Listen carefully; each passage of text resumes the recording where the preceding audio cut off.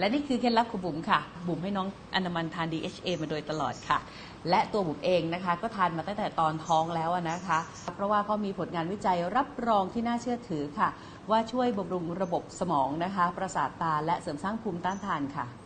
หลายคนก็ถามมาค่ะว่าบุ๋มเลือกยี่ห้อไหนให้กับน้องอันมันคะตอนนี้หนูทานยี่ห้อไหนคะทานยี่ห้อนี้ค่ะ Oswell Life DHA ค่ะ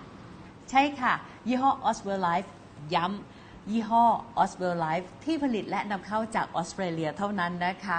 เพราะเป็น DHA ที่สกัดจากสาหร่ายปริมาณก็เข้มข้นสูงสุดในท้องตลาดนะคะมีประสิทธิภาพมากกว่า DHA ที่สกัดจากปลาทะเลค่ะและสำหรับคนที่แพ้อาหารทะเลก็สามารถทานได้นะคะพอกินแล้วนะคะสำหรับตัวน้องอันดามันเนี่ยโหเขาก็มีพัฒนาการที่ดีมากๆเลยนะคะเรียนรู้ได้ไวมีสมาธิในการเรียนสูงนะคะสามารถจดจำทุกอย่างได้ง่ายและก็เอาเกรด 4.00 มาฝากคุณแม่ได้ด้วยค่ะ